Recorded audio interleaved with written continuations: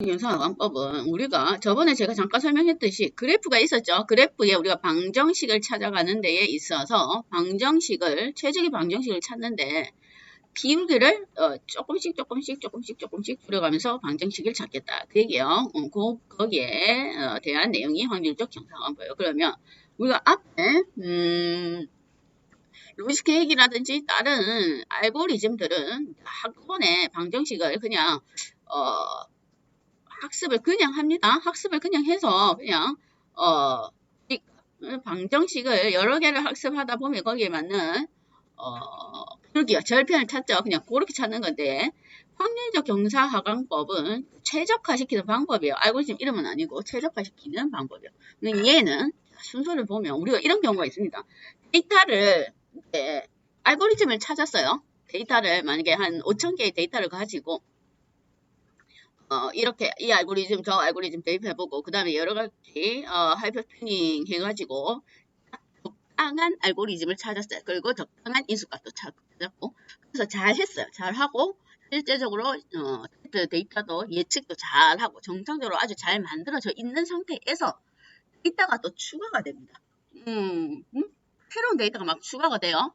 그러면 지금 내가 최적화를 잘 시켜놓고 인수값도 잘 되어 있는 이 데이터가 잘 정리가 되어 있는데 거기에 갑자기 훈련 데이터가 추가로 데이터가 넣어버리면 거기 최적화되어 있는 우리 모델 일정 그 인수값이랑 다 세팅되어 있는 걸 또 학습하면서 또 바꿔야 된다 이 말이에요. 그렇죠? 그러면 또 내용이 달라질 수가 있습니다.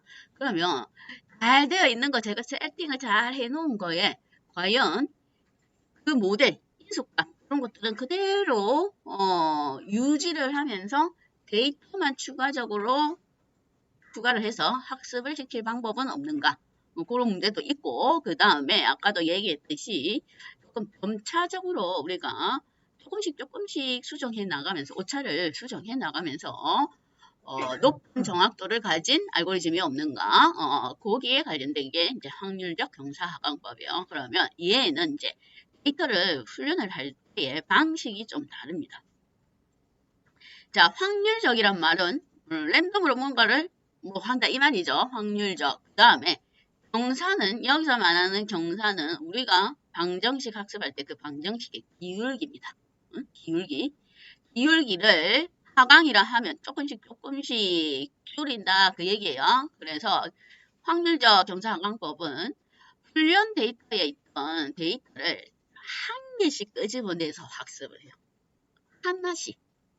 하나씩은 정말 만약에 데이터가 우리가 저번에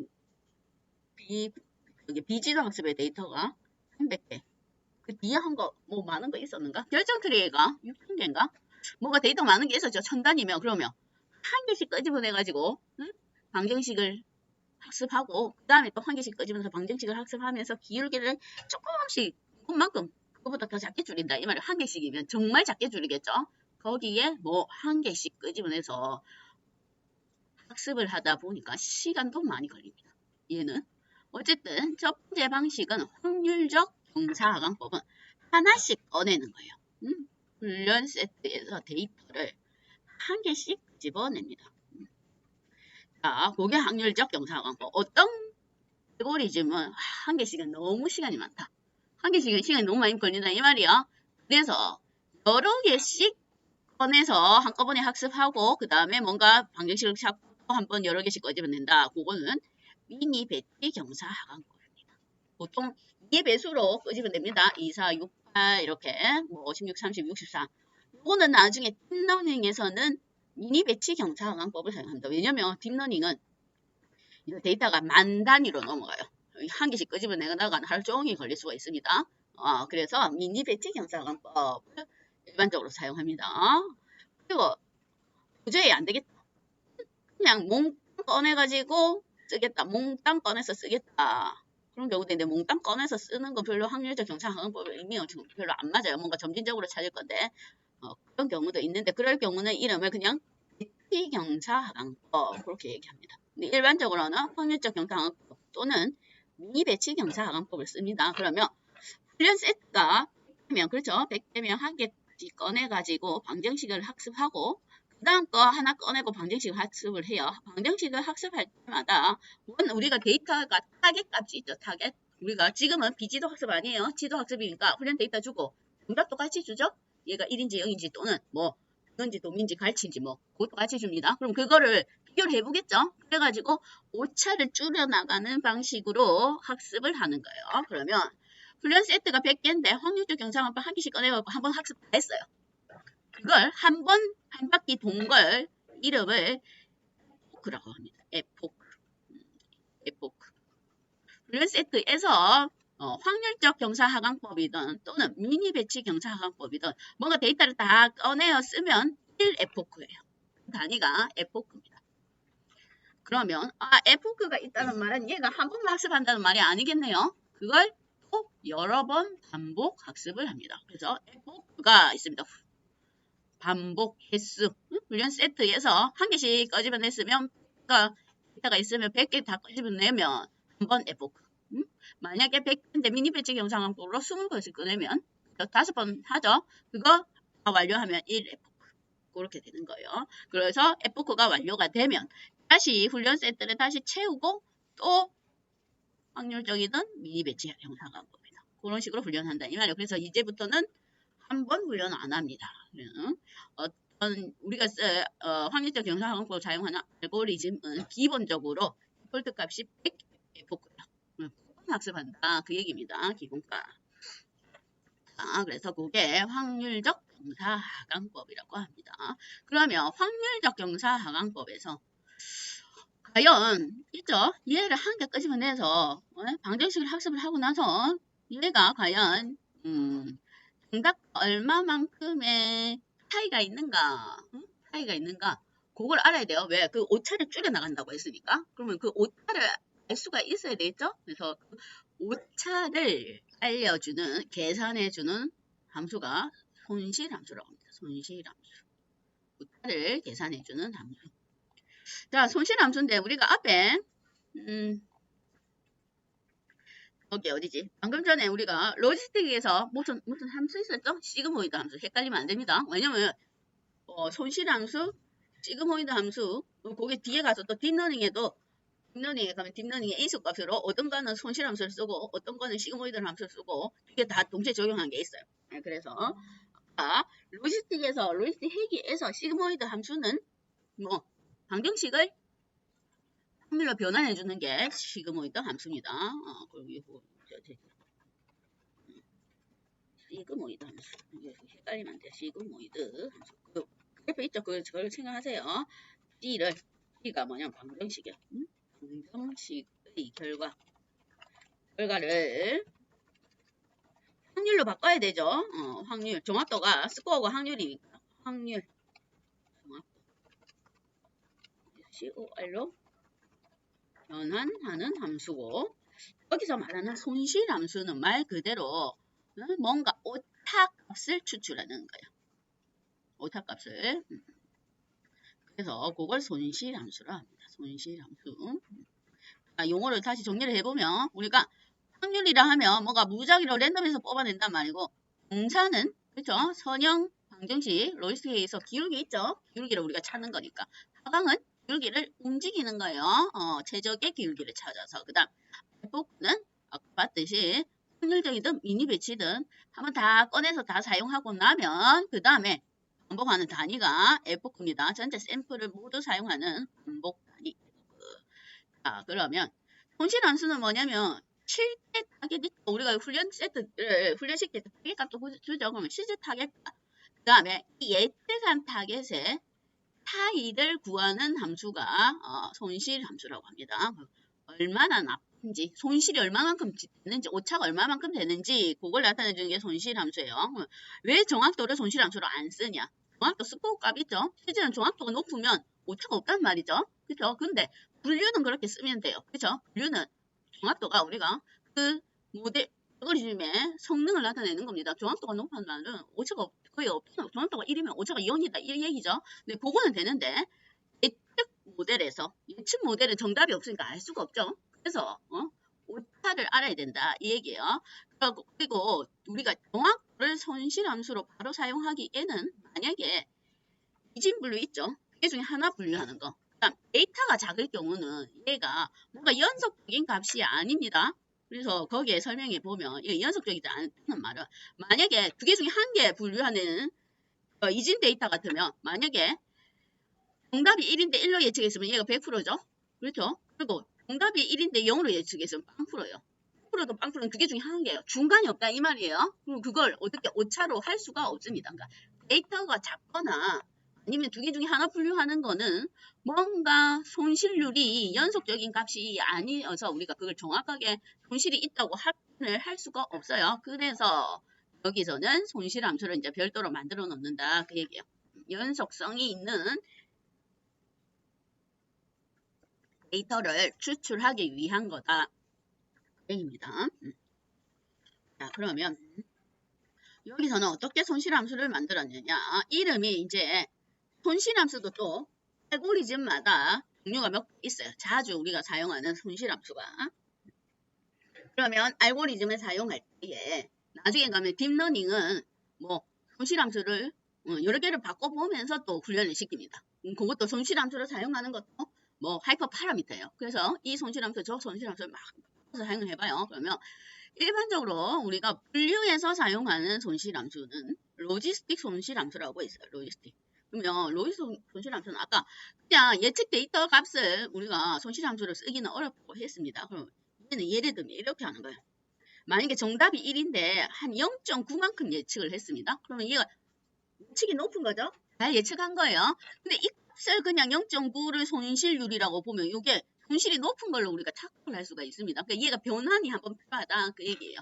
그럼 0.3도 마찬가지로 0.3 원래 정답이 1인데 한 0.3만큼 예측을 했다. 뭐 그러면 얘는 낮은 거다 이 말이에요. 그러니까 낮다는 말은 정확도는 낮지만 손실률은 높습니다. 그럼 그냥 이렇게 0.3 표현하면 얘가 헷갈리기 쉬우니까 그걸 이제 마이너스를 붙이는 거예요.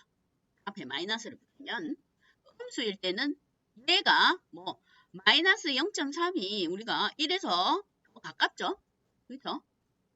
얘는 마이너스일 때는 얘는 1에서 마이너스면 0.9가 1에서 더 멀죠? 그럼 얘가 낮은 숫자죠? 그래서 낮은 손실 그 다음에 얘는 높은 숫자니까 마이너스로 치면 얘가 높은 숫자니까 이래 가까우니까 얘가 높은 손실 이렇게 해서 손실률을 계산을 할 수도 있다 이 말이요. 바꿔가지고 그러면 만약에 정답이 0인데 1이 아니고 정답이 0입니다. 0일 경우는 0일 경우는 만약에 0인데 얘를 0.8로 예측했다. 그러면 0인데 0.8로 예측해서 이게 이제 얘는 어떤 식으로 계산을 했냐면 예측한 값하고 정답하고 곱했어요. 그런데 0.8 곱하기 1 해버리 0.8 곱하기 원래 정답이 0이면 0.8 곱하기 0 해버리면 0이 됩니다. 계산이 안 된다 이 말. 그거는 그래서 1 마이너스 예측값을 마이너스 1에서 마이너스 시킨 다음에 다시 마이너스를 붙인다. 그 얘기야. 뭐 그런 방식으로 손실함수, 손실률을 계산하겠다 이 말입니다. 그런데 책에서는 로지스틱 함수는 거기다가 뭘 붙였냐면 로그 함수를 붙였어요. 로그 함수. 그러면 로그 함수를 붙이면 우리가 연속적인 값이 완전히 붙여 있는 연속적인 값이 되기 때문에 로그 함수를 이용했다 이 말이에요. 그럼 만약에 예를 들면 이 그래프에서 보면 로그 함수가 그래프를 그리면 이렇게 생겼어요. 자, 타겟이 정답이 1이에요. 정답이 1이면 아까 여기 저처럼 만약에 정답이 1인데 한 0.9로 예측을 했어요. 그럼 여기 1에 가까운 여기가 되겠죠? 여기가. 그러면 얘는 손실이 마이너스 마이너스인데 작은 마이너스. 그렇죠? 작은 마이너스가 됩니다. 근데 우리가 또 마이너스를 붙이면 또 헷갈리죠? 양수랑 음수일 때도 헷갈려요. 그렇죠? 그래서 로그 앞에 다시 마이너스를 붙였어요. 그러면 얘가 원래 1인데 한 0.9만큼 예측을 했을 때 여기가 원래는 낮은 양수 값인데 그렇죠? 낮은 양수 값인데 그것도 헷갈리니까 새로 다시 마이너스니까 마이너스 플러스가 됩니다.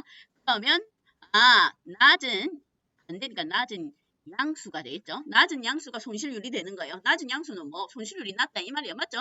1인데 0.9로 예측했으면 손실률이 낮습니다. 그러니까 낮은 양수가 되는 거예요. 예를 들어 계산해보면.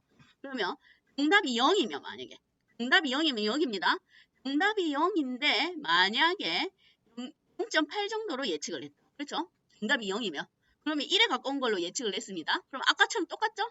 그렇죠? 마이너스, 낮은 마이너스다 이 말이에요. 그런데 거기도 뭐 앞에 로그 앞에 마이너스를 다시 붙였어요. 그러면 낮은 양수가 되겠죠. 그러면 얘가 정답률이 낮다 이 말이에요. 그렇죠? 정답이 0인데 0.8로 예측했으면 정답률이 낮습니다. 손실률이 낮다 이 얘기예요. 그런 식으로 변환을 해서 계산을 하는 게 로지스틱 손실 함수라고 합니다. 그냥 의미만 알아두세요. 그냥 뭐 우리가 분류에서 예측 값으로는 뭔가 손실률을 뽑아올 수가 없기 때문에 거기에 로그를 붙여서 계산한 손실률을 나타내는 게 로지스틱 손실 함수다. 그렇게 보면 됩니다. 이건 또 종류가 많이 있어요. 자, 그럼 여기서는 로지스틱 손실 함수를 로지스틱 손실 함수라고도 하고 나중에 딥러닝에 가면 얘를 이름을 뭐라고 하냐면 이진 크로스 엔트로피 함수 이렇게도 표현합니다. 말이 길어요. 응? 이진 분류에서 그러면 이진 분류에서는 로지스틱 손실 함수 또는 이진 크로스 엔트로피 손실 함수 이렇게 얘기하고 이진 분류 말고 우리가 여러 이션 하나 하는 거 있죠? 그거 다중 분류에서는 그냥 크로스 엔트로피 손실 함수 그렇게 얘기합니다. 크로스 엔트로피 손실 함수. 그 다음에 분류 말고 회기에서는 손실률을 평균 제곱의 오차로 사용을 합니다. 평균 제곱의 오차를 이용해서 손실률을 계산한다. 그 얘기예요. 자, 그러면 우리가 확률적 공사하강법으로 앞에 우리 물고기 여러 개 있었죠? 그걸 한번 분류를 해보겠습니다. 그 전에 로지스틱 우리가 회기에서 얘가 결과가 얼마인지 먼저 확인을 한번 해볼게요. 로지스틱 회기에서 최종적인 결과가 얼마 나왔는지 봅시다. 자, 로지스틱 회기에서 다중 분류를 했을 때에 최종적인 결과가 훈련은 93, 0.93 그 다음에 테스트는 0.92 그렇게 나왔네요. 괜찮습니다. 이걸 보고 이렇게 해놓고 이제 새로 우리가 확률적 공사하강법으로 데이터를 한번 다시 분류를 해보겠습니다. 확률적 경사하강법은 얘가 알고리즘은 아니고 어떤 알고리즘은 아니고 최적화시키는 방법이라고 볼 수가 있어요. 정확도를 높이는 최적화된 방법. 그러면 자, 클래스명이 SGD 클래스파이예요. S는 뭐의 약점이 얘가 확률적이다 이 말이에요. 스타캐스틱. 그 다음에 얘는 그라데이션 있죠? 점진적인 거. 그라데이션. 그 다음에 디센딩. 디센딩. 그러니까 뭔가 점진적으로 조금씩 기울기를 움직여서 분류를 찾아내겠다. 그 얘기입니다. 자, 거기에 여기 이제 인수값이 있습니다. 자, 로스. 얘가 손실함수 종류를 의미해요. 손실함수 종류. 로스가 손실함수 종류. 기본값은 힌지라는 손실함수가 있어요. 얘는 어떤 알고리즘에서 나온 손실함수냐면 서포트 머신이라고 있습니다. 서포티드 벡터 머신. 얘도 다른 책에서는 많이 이용을 합니다. 기본적인 분류인데 얘가 뭐랑 비슷하냐면 여기 어디지? 여기 우리가 맨 처음에 했던 분류 물고기 두 종류 분류한 거 있죠? 이 근접 이어 알고리즘 하고 비슷합니다. 얘가. 왜냐면 SVM도 한 번씩 나오니까 그림이 또 어떤 맨 처음에 했던 거 맨 처음에 했던 알고리즘 분류가 있었죠. 분류가 여기 그림이 있나? 그림이 있으면 좋겠다. 여기 분류가 우리가 원래 앞에 분류가 있었는데 지금 이거가 선형 방정식 이전에 여기 K 근접 알고리즘은 만약에 여기 있는 물고기랑 여기 있는 물고기 분류할 때 샘플 5개 빼와서 걔네들 평균을 구했습니다. 그렇죠? 그러면 서브트 벡터 머신은 여기 있는 거랑 얘를 분류하는데 얘도 방정식처럼 구분선을 딱 거예요. 구분선을 찾는 거야. 얘를 나누는 구분선을. 근데 뭘 기준으로 그 구분선을 찾아가려면 이쪽 무리랑 이쪽 무리가 멀면 멀수록 구분이 잘 되는 거죠. 그렇죠? 서로 멀어지게 구분을 뭐 이렇게 하든 이거는 만약에 이 주황이랑 파란이로 구분하려면 여기에 꺼야 되죠. 이렇게 구분이 되는 겁니다. 그렇게 구분선을 끊는데 뭘 그 이진분류에서 구분선을 싹 꺼서 한쪽 무리와 다른 쪽 무리에 간격이 넓어지도록 구분선을 끊는 거예요. 그러니까 여백이 많아지면 많아질수록 분류가 잘 돼 있는 겁니다. 그런 방식의 알고리즘이 그 SVM이에요. 그거랑 여기 우리 앞에 그 이웃 알고리즘하고 조금 비슷합니다. 뭐 설명하다가 요거 기본값은 그거예요. 힌지 거기서 나오는 손실함수는 힌지 손실함수입니다. 기본값은 안 주면 그걸 사용한다 이 얘기예요. 그다음 맥스 이터가 F예요.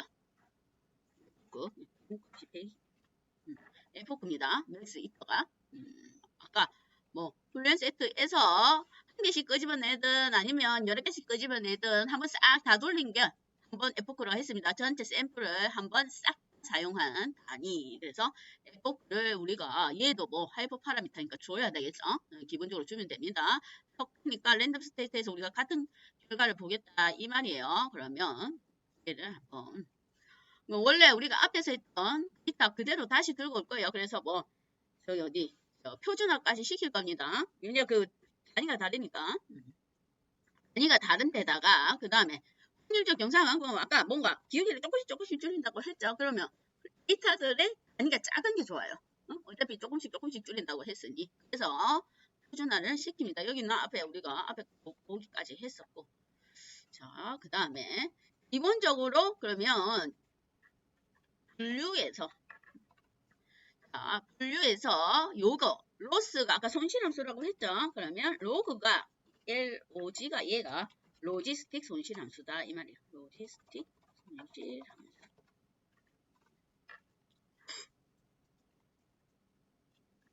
일단 F코를 기본 10번으로 돌리는데 하다가 보면 F코 늘리려고 아마 경고 메시지가 나올 수도 있습니다. 기본 100번으로 돌리면 됩니다.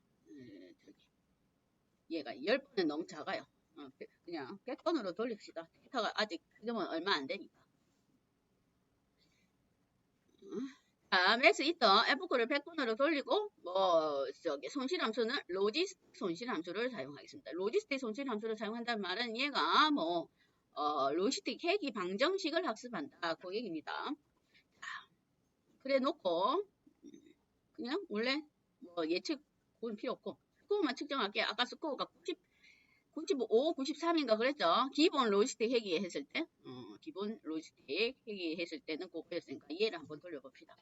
F가 지금 있으니까 조금 결과가 이제 느릴 수가 있어요. 학습을 여러 번 하다 보니까. 자, F를 100번 주니까 8, 4, 8 이렇게 돼 있네요. 8, 4, 8.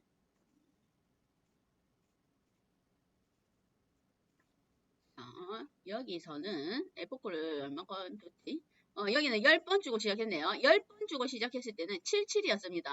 F를 당연히 늘리면 반복 학습을 하면 당연히 스코어가 높아질 수밖에 없어요. 그거는. 10번 돌렸을 땐 77이었고, 저는 100번으로 설정해서 돌렸기 때문에 848 그렇게 되네요. 848 F가.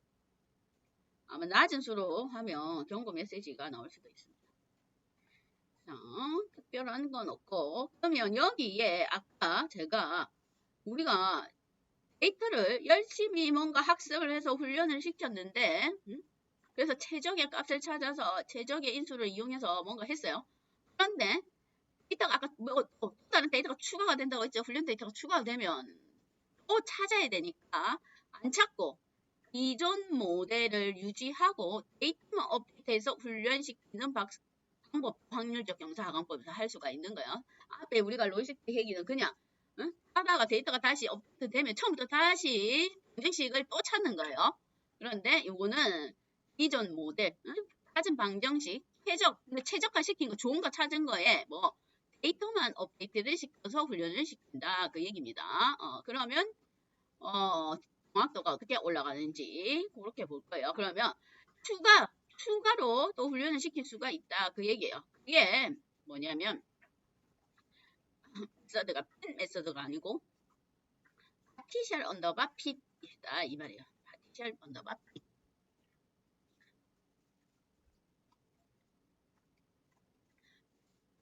그럼 얘는 F만, 그러니까 지금 현재 모델 객체를 그대로 두고 사전 방정식을 그대로 두고 F만 추가해서 훈련을 하는 게 파티셜 언더바 핏이다 이 말이에요. 그때 주는 데이터는 추가되는 데이터를 줘도 되고 기존에 있던 또 트레인이나 데이터를 줘도 됩니다. 지금 우리가 추가되는 자료가 없으니까 응? 그냥 기존에 있는 거 줘도 됩니다. 얘는 뭐 F만 추가하는 거 한 번 추가하는 거예요. 파티션 언더바 핏 하면.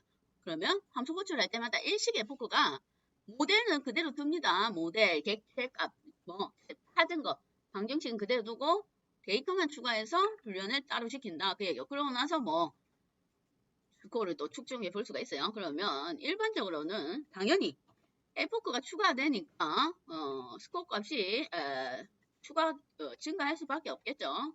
그러면 책에서처럼 F는 그렇고 책에는 그러니까 10번만 하면 얘가 F를 증가시키라고 나옵니다. 너무 작다 그 얘기니까 10번으로 하고 10번으로 했을 때 뭐 77이고 거기에 F가 한 개 추가해서 훈련을 한 번 더 시키니까 당연히 스코어가 높아질 수밖에 없어요. 훈련을 더 하다 보니 10번 하면 뭐 있죠. 이터레이션 F 맥스 이터를 좀 증가시키다 이 말이에요. 너무 작다 그 얘기입니다. 확률적 경사관법에서 의미가 없다 이 말입니다. 10개는 그래서 그걸 조금 추가를 시키면 됩니다. 요 메시지가 나오면.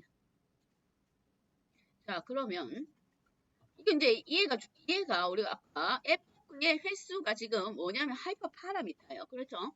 정당한 F가 뭔지 몰라요. 우리가 지금. 하이퍼 파라미터 얘가 맥스 이터가 과연 얼마만큼 반복을 해야 되는지를 알 수가 없습니다. 그래서 그걸 또 찾아야 되겠죠? 과연 적절한 F 횟수가 얼마만큼인가? 그래서 그걸 이제 찾는 걸 한번 볼까요? 적절한 F 횟수. 자, 여기에 보면, 자, 우리가, 왜냐면 F를 물론 최대값으로 늘리면 훈련을 많이 하니까 정확도가 올라가는데 뭐가? 훈련 데이터의 정확도가 올라가는 과대 적합이 될 수가 있습니다. 그래서 뭐 적절한 F를 찾아야 된다 이 말이에요. 그러면 예를 들면 이렇게 돼 있는 거예요. F가 많을수록 훈련 세트의 정확도가 높아지는데 테스트 세트의 정확도는 훈련 세트만큼 못 따라간다 그 얘기입니다. 그러니까 딱 적절한 점을 찾아야 되겠죠. 우리가 얘도 당연히 그래프를 그려가지고 두 개 다 가까우면서 높은 거 높은 지점이 적당한 F다 그 얘기예요. 그래서 그것도 간단하게 그래프로 확인을 해보겠습니다. 그래서 최적의 F를 찾아보겠습니다. 그러면 앞에 있는 스케일까지는 똑같아요. 근데 얘는 이제 뭐 할 거냐면 F를 1씩 줄 거예요. 1씩. F를 한 번씩 주면서 증가를 할 겁니다. 그게 좀 다르겠죠? 여기까지는 같은데 F 찾을 거예요.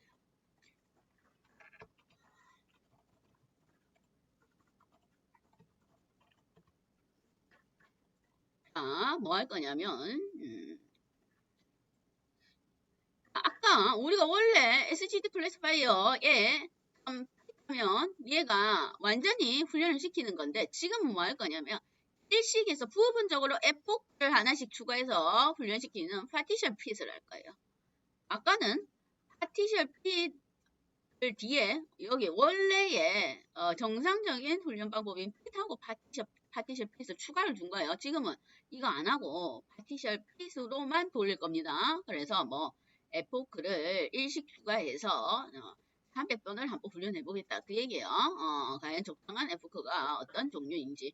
자, 그럴 때에 지금 원래 훈련 P도 없고 지금 파티션 언더바 얘만 돌려요. 그럼 원래 훈련돼 있다. 그 다음 타겟을 주죠. 그럼 얘가 원래의 P이 없기 때문에 분류의 종류를 얘가 알 수가 없습니다. 그래서 분류 값도 인수로 전달을 해줘야 됩니다. 분류 값은 어디? 트레인 타겟에서 유니크한 값을 뽑아내면 되죠. 일곱 종류? 일곱 종류. 그것 같이 전달을 해줘야 됩니다. 자, 그래서 뭐, 일식 증가를 해서, 트레인 스코어, 테스트 스코어에 각각 어펜트 시키면 되겠죠. 자, 그렇게 해서 한번 보겠습니다. 자, 그럴 때에 우선 봅시다. 그래프를 한번 보면 되겠네요.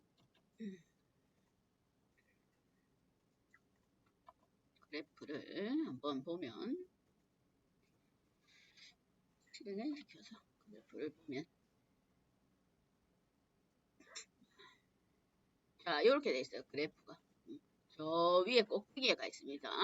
자, 그랬더니 보세요. 자, 여기서부터는 이제 남다가 F가 추가가 될 때마다 쭉 끝까지 가요. 그런데 어디 노랑 주황이는 한 5, 60에서부터는 변화가 없죠. 그렇죠? 주황색 얘가 테스트 스코어입니다. 그 다음에 파란 거는 요거랑 저기 가장 가까운 지점이라고 했습니다. 그렇죠? 가장 가까운 지점이면서 높은 거. 여기까지가 거의 100번째까지가 그나마 우리가 높으면서 가장 가까운 지점이라고 볼 수가 있겠네요. 100번 아니더라도 여기 한 50번, 60번 정도에서 100 사이. 그 정도가 가장 최적의 F코라고 볼 수가 있겠습니다. 우리가 처음에 아까 100 주고 시작을 했죠. 거기 최적 F코라고 볼 수가 있겠네요. 아까 100으로 했던 게 뭐 848, 848. 거기 위에 그 정도가 이제 최적인 것 같아요. F코가 최적.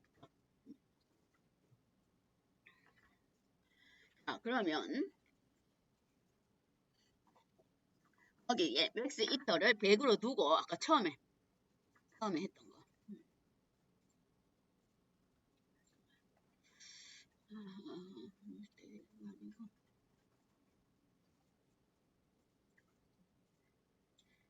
자, 처음에 했던 걸 그대로 두고 아까 100이죠. 100. 그 다음에 여기 인수값이 보면 하나 더 있습니다. POL 인수값이 있어요. POL 인수값. 해서 equal 해서 none이라고 주어져 있습니다. 그럼 뭐냐면 얘가 없으면 있죠? POL이 인수값이 없으면 SGD 클래스파이어는 F를 증가를 하다가 지금 100까지 되어 있죠? 100까지 되어 있는데 하다가 100까지 안 가더라도 지가 해보다가 어느 정도 더 이상 개선 사항이 없어요. 얘가. 지금 100까지도 가기 전에 한 70 했고 70 한 번, 72번, 한 80까지 했는데 별 차이가 없으면 그냥 중단을 시켜버립니다. 그래서 그걸 조기 종료라 하는 거예요. 아주 중단을 시켜요. 그런데 TOL 값을 런으로 주면 좋든 말든 그냥 끝까지 가버린다 그 얘기예요. 다 해버려요. 근데 얘가 있을 때는 없을 때는 또 모르죠. 그래서 얘를 TOL을 런으로 두고 그냥 끝까지 가겠다 이 말입니다. 끝까지 가보자. 진짜로 100개까지 가보자 그 얘기예요. 그래서 TOL 얘는 있니 이렇게 두면 원래의 TOL은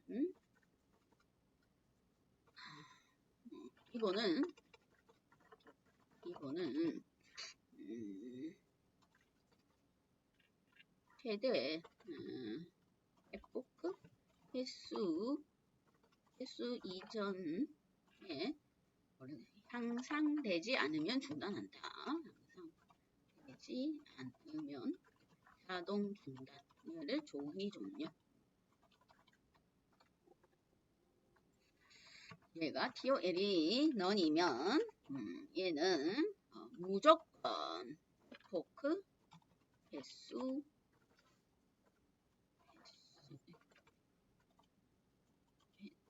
왜 안 되죠? 횟수만큼 반복한다. 끝까지 간다. 얘기야.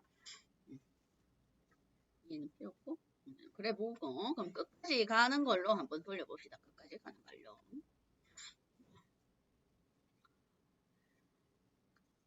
뭐가 빠졌다. TOL에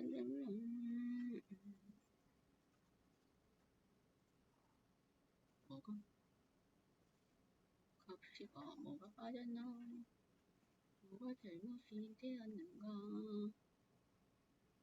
TOL 맞는데? 인수명이? 맞는데 뭐가 틀렸을까? 뭐가 CD 클래스파이어의 모듈의 키워드가 여기 랜덤인데 R이 빠졌구나. 랜덤 여기 어디가? 랜덤. 그랬더니 957, 925까지 갔습니다. 957, 925 아까 로이스트 회계 기본 사용했을 때는 비슷한 것 같아요.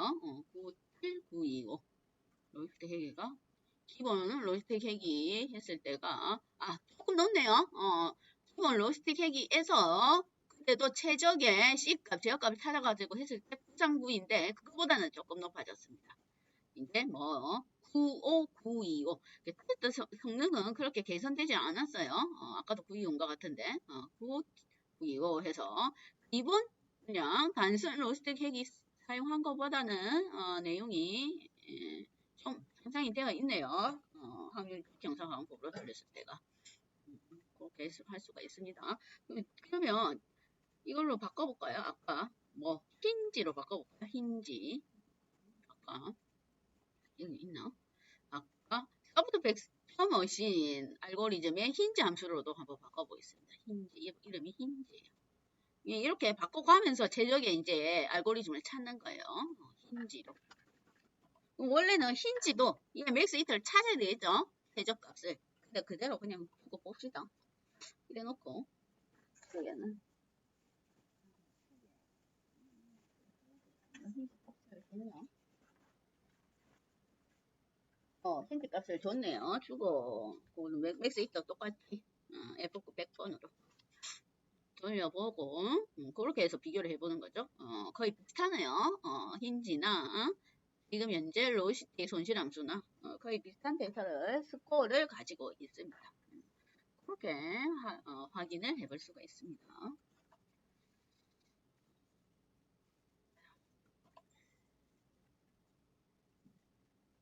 그게 확률적 경사하관법.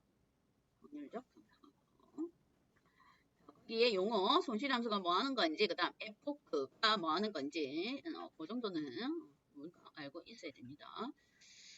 그 다음에는 그 다음에 데이터가 그 다음에 저거 뭐지 딥러닝에 할 건데 책을 그냥 우선은 잠깐 봅시다. 딥러닝에 사용할 데이터를 한번 보죠. 조금 쉬고 보겠습니다. 하기가 어중간하네. 여기에서 끊읍시다. 딥러닝을 오늘 할 건 아니지만 데이터의 구조를 이제 조금 보고 가려고. 자, 그 다음에 할게 우리가 다음번에 할게 딥러닝인데 이제 여기가 데이터가 좀 많아요. 그래서 데이터의 구조를 좀 보고 가겠습니다. 자, 딥러닝 우리가 딥러닝을 하면 저기 딥러닝을 보통 인공신경망 이렇게 여기 있죠. 인공신경망 그걸 일반적으로 뭐 딥러닝 이렇게 얘기하는데 사람들이 인공신경망이라 하는 거 보니까 뭔가 인간의 뇌에 가까운 뭔가 알고리즘이 아닌가 그렇게 생각하는데 전혀 아니에요. 뭐 그냥 로이스트 핵이랑 똑같은 거예요. 로이스트 핵이랑 똑같은데 뭐 방정식을 학습하는데 뭐 다양한 여러 가지 경우로 우리가 이제 보고 있죠. 그 로이스트 핵이가 지금 뭐 방정식을 학습하는 겁니다. 그렇죠? 입력 데이터가 있으면 그 각각의 출력의 클래스별로 방정식을 학습하는 거예요. 이게 이제 신경만 그림으로 그리면 이렇게 복잡해야 되는 거예요. 그래서 이게 뭐 인간의 신경이 복잡한 거랑 닮았다 해서 인공신경망이지 인간의 뇌를 뭐 본단 뇌가 뭐 하는 알고리즘 아니에요. 전혀 아닙니다. 그냥 방정식을 여러 번 다양한 방법으로 학습한다. 그게 끝이에요. 응? 딥러닝. 거기에 대해서 이제 할 거예요. 그런데 이제 딥러닝은 패키지가 모듈이 텐서플로입니다. 텐서플로. 텐서플로에 그 부분 패키지가 있는데 케라스라고 있습니다. 인공신경망 딥러닝의 대표적인 그거예요. 그 텐서플로는 원래 케라스하고 텐서플로 각각 다르게 있었는데 텐서플로가 케라스를 흡수를 했습니다. 합병을 했어요. 텐서플로는 구글에서 개발한 딥러닝의 대표적인 알고리즘입니다. 그러면 텐서플로 아니면 다른 거는 여기 파이토치라고 또 하나 있어요. 파이토치하고 텐서플로가 대표적인 딥러닝 딥러닝을 볼 수 있어요. 텐서플로는 2015년에 오픈소스로 공개를 했는데 그런데 급속도로 발전되게 책에 보면 뭐 우리가 옛날에 그거 있었죠? 알파고가 있습니다. 알파고와 그분 이름 뭐지? 그분 이름 까먹었다. 그것도 너무 오래됐는가 보다. 이세돌 바둑. 그거 거기에 그때 갑자기 대두되면서 급속도로 발전을 했습니다. 텐서플로가. 그때 막 AI 한창 그 바둑 그때 본 사람 없어? 바둑 바둑 그때 엄청나게 하여튼 막 그때부터 갑자기 인공지능에 대한 관심이 팍 높아지기 시작하면서 그때부터 이제 그 알고리즘들이 조금 활발하게 막 버전업이 되고 그렇게 됐습니다. 그래서 우리는 텐서플로 안에 있는 케라스라는 걸 이용할 건데 여기 보자. 이제 얘를 해야 될 것 같아요. 왜냐? 데이터가 많아요. 타이창을 켜서 이걸로 봐야 될 것 같습니다. 우선은 불러오는 거는 더 불러와 볼게요. 데이터가 이제 뭐 이제 우리 앞에는 뭐 넘파이라든지 이런 걸로 받아왔죠. 텍스트 파일은 CSV로. 얘는 딥러닝 할 샘플 데이터는 다음 주에 할 건데 이거 왜 이래? 뭐일까? 뭐 할 거냐면 얘는 이걸 저기 이름이 이걸 임포트를 텐서플로의 케라스를 임포트를 할 거예요. 이제 텐서플로 케라스. 자, 임포트 하는 것부터 내용을 한번 보겠습니다.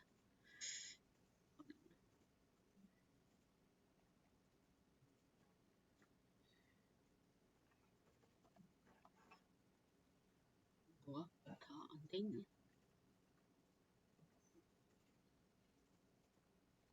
아, 여기가 분명한데. 자, 봅시다. 텐서플로 모듈 안에 있는 케라스를 이용할 거예요. 넘파이 배열은 그대로 케라스든 텐서플로든 입력 데이터는 다 넘파이 배열입니다.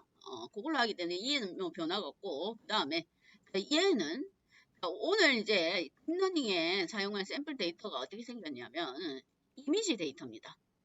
이미지 데이터인데 크기가 우리가 저번에는 이미지가 넓이 100, 높이 100픽셀짜리 300개가 있었죠. 얘는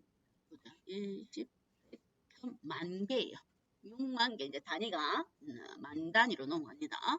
자, 얘 그 대신 크기는 좀 작네요. 뭐 넓이 높이 작은 이미지네요. 28의 이미지가 6만 개가 있다. 그 얘기예요. 6만 개 데이터가. 그래서 저쪽 제 늙은 컴퓨터는 얘가 안 돌아가요. 6만 개 이거 읽어오는 것부터 오류가 발생을 합니다.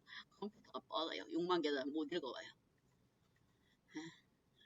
자, 얘는 그래서 케라스는 우리가 실제로는 알고리즘을 여기 머신러닝이나 딥러닝 할 때 뭐가 중요하냐면 얘가 알고리즘 돌리는 거 코드 몇 줄 안 됩니다. 그렇죠? 코드가 딱 정해져 있죠. 뭐 복잡한 것도 없어요. 뭐 여 조건문도 안 씁니다. 기껏해야 포문 딱 한번 사용하고 그게 끝이에요. 그런데 뭐가 중요하냐면 그럼 데이터를 어디서 확보할 것인가 중요해요. 우리가 샘플을 돌릴 때 알고리즘을 우리가 테스트 해봐야 되는데 실제로는 그것도 200개 데이터는 취급이 안 됩니다. 적어도 막 1000단위 지금처럼 만 단위가 돼야 되는데 그걸 우리가 샘플 데이터를 얻기가 힘들어요. 그 다음에 저번에도 얘기했듯이 샘플 데이터가 우리가 원하는 넘파이 배열로 안 되어 있어요. 샘플 데이터를 제공해주는 측에서 일반 자료 형태 뭐 텍스트 파일, 이미지 파일 이런 걸로 되어 있습니다. 그걸 변환하는 단계를 거쳐야 돼요. 전처리 단계가 복잡해요. 그런데 이제 케라스에서는 데이터셋이라는 패키지에서 샘플 데이터를 제공해 줍니다. 얘가 모든 책에 가보면 이 샘플 데이터를 다 이용해요. 왜냐면 자료가 많고 정리가 잘 되어 있으니까. 그래서 이용하는 거예요. 거기에 뭐 패션 앱리스트라는 샘플 데이터를 제공해 주고 있습니다. 뭐 패션과 관련된 이미지다 이 얘기예요. 패션 앱리스트 그게 뭐 6만 개가 있는데 클래스에서는 얘를 불러올 때 자동으로 뭐 투플로 내가 데이터를 받고 싶은 데이터를 지정해주면 알아서 분리를 해서 해당 변수에 값을 저장을 해줘요. 해당 배열에 알아서 자동으로 나눠서 데이터를 불러온다 이 얘기예요. 그러면 전체가 얘 이제 여기 바로 찍으면 큰일 납니다. 6만 개 데이터를 불러 뻗어요. CF로 반드시 찍어봐야 돼. 응? 그래서 힌트 트레인 CF 찍어봅시다. 트레이닝 아까 거기서 보니까 6만 개하고 만 개로 나눠진 것 같아요. 트레인하고 테스트가.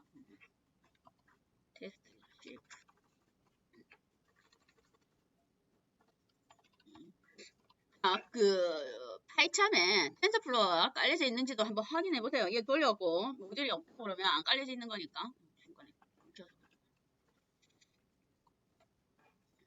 한번 돌려봐야 됩니다.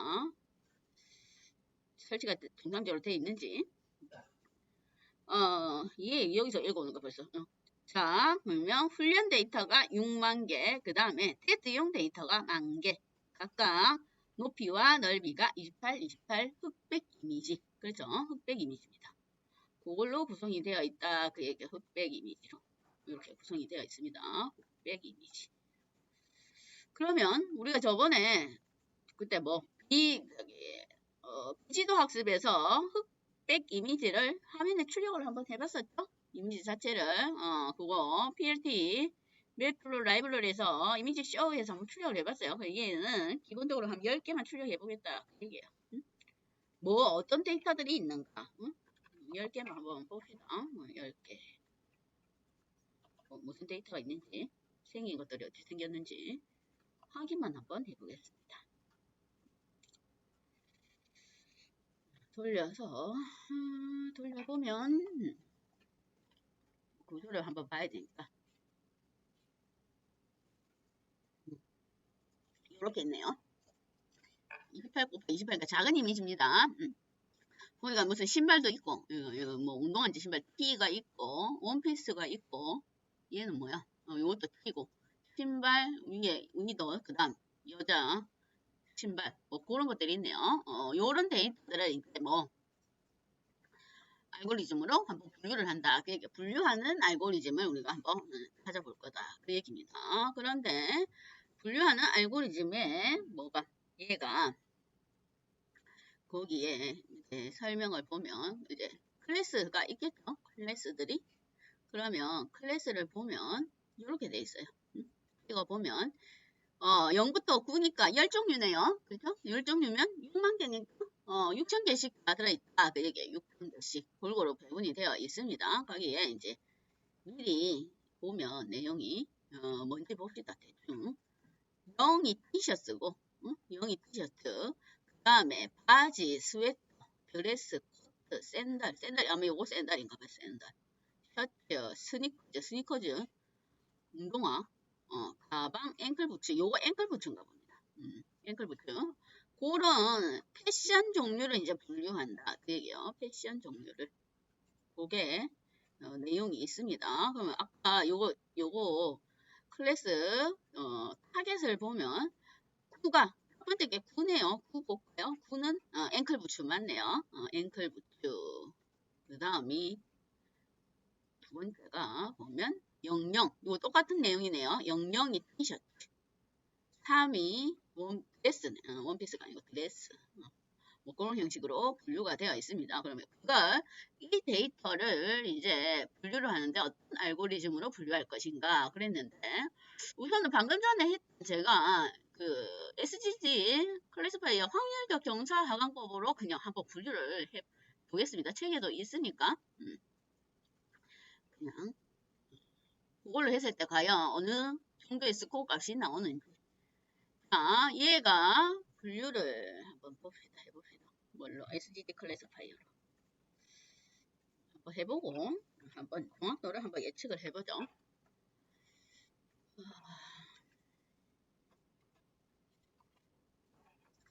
자 여기 보면 저기 스킬을 왜 조정해놨냐면 우리가 표준화는 안 시켰어요. 왜냐 얘는 이미 표준화가 되어 있는 데이터입니다. 그렇죠. 픽셀 단위예요. 그런데 얘를 255.0으로 나눴어요. 왜 그랬냐면 여기가 데이터가 픽셀의 범위가 1에서 255죠. 이 정수다 이 말입니다. 그러면 우리가 확률적 경사하강법의 데이터들은 되도록이면 데이터의 크기가 작은 게 좋아요. 조금씩 학습할 거니까. 그래서 그냥 255.0으로 소점으로 나눠버리면 거기 나오는 값 소점이 될 겁니다. 그래서 크기를 조금 데이터의 크기를 최소화해서 확률적 경사강법으로 돌려보겠다. 이 얘기예요. 확률적 경사강법으로. 그 다음에 원래 얘가 3차원이죠? 3차원은 항상 핀 메서드에 들어가는 데이터 형태가 2차원 배열이니까 리셋 해야 됩니다. 이거는 앞에 지도 학습에도 한번 했기 때문에 이제 그 내용을 알아야 되겠어. 리쉐입 얘는 크기를 줄여주는 거고 데이터의 크기를 줄여준 얘는 3차원 배열을 2차원 배열로 변환해주는 작업이 필요합니다. 자, 그래 놓고 똑같이 로지스틱 얘기를 사용하겠어요. 로지스틱 손실 함수 맥스 이터는 그냥 얘가 지금 데이터가 6만 개요. 거기에 이걸 255.0인 걸로 나눠서 소수점 자릿수가 되어버립니다. CPU가 정수 연산하는 거하고 소수점 연산하는 거하고 달라요. 이해가 더 느리다. 이 말 소수점 연산이 더 복잡합니다. 그래서 지금 얘를 많이 두면 힘들 수도 있으니까 그냥 이제 대충 보겠다 이 말 스코어를. 자, 그걸 뭘로? 저 앞에서 배웠던 우리가 그 검증 세트 나눈 거 있죠. 왜냐면 지금 얘가 많아요. 훈련 데이터가 6만 개나 되니까 그걸 다시 검증 데이터로 나눠서 한번 학습을 해보겠다 그 얘기요. 그래서 트레인 스코어도 찍어보고 테스트 스코어도 찍어볼 수 있게끔 그렇게 한번 봅시다. 앞에 했던 확률적 경사학원법도 사용하고 그 다음에 검증 세트, 훈련 세트 데이터가 많으니까 그렇게도 나눠가지고 한꺼번에 돌려보겠습니다. 과연 어느 정도의 스코어가 발생하는지, 스코어 값이 획득이 되는지.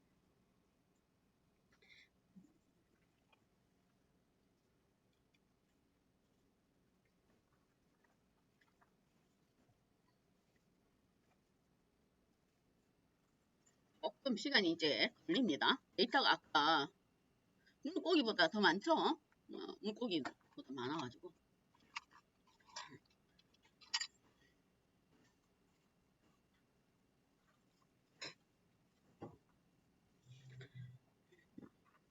이제부터는 딥러닝 할 때는 조금씩 속도 차이가 있어요.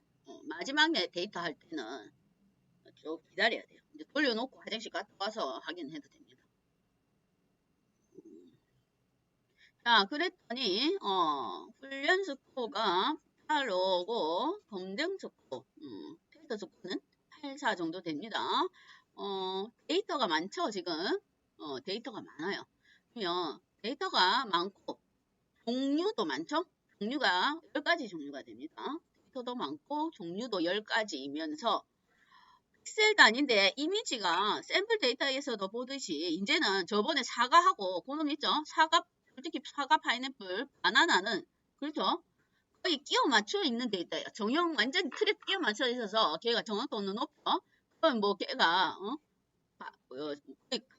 거의 비슷한 각도를 찍었기 때문에 그건 정확도가 높은데 얘는 이제 보세요. 옷이 티셔츠라도 다르죠? 아까 어디 요거 샘플 이미지에 두 번째, 세 번째가 같은 클래스예요. 같은 종류다 이 말입니다. 그러니까 제가 지금 면적도 다르고 그렇죠? 면적이 달라요. 그래서 당연히 정확도가 크게 높진 않습니다. 데이터가 이제 완전히 랜덤한 데이터들이에요. 그래서 크게 정확도는 높지 않으나 어쨌든 80몇 프로면 괜찮은 정확도라고 볼 수가 있습니다. 데이터도 많고 클래스도 많고 종류도 다양하고 그렇기 때문에 이 정도면 무난하다. 그거 보면 됩니다. 그런데 이제 이걸 말고 우리가 앞으로 해야 될 딥러닝 구조는 요걸 가지고 우리가 딥러닝을 이용해서 좀 더 높은 정확도를 측정하기 위해서 이제 좀 더 성능을 개선하기 위해서 우리가 딥러닝을 하는 거죠. 그래서 거기에 관련되어 있는 특히나 왜냐면 지금 현재 이 데이터 이미지 데이터는 실제로는 앞에 있는 머신러닝의 알고리즘으로는 정확도를 높일 수 있는 그런 데이터 형태는 아니에요. 그 딥러닝에 최적화되어 있는 데이터 형태예요. 그래서 앞에 머신러닝은 그것들 있죠. 정형화되어 있는 데이터들. 우리 이미지는 계산하기 위해서 픽셀 단위로 바꾼 겁니다. 이미지 자체를 어떻게 개선할 수가 없으니까 성인 방정식에 맞추기 위해서 픽셀 단위로 수치화로 바꾼 거 그거 말고 앞에 와인 데이터라든지 물고기 데이터들이 있죠. 그런 정형화되어 있는 데이터들은 머신러닝이 맞고 지금 이제부터 할 이미지는 영상 영상도 마찬가지예요. 영상. 그 다음에 글 있죠. 우리가 어디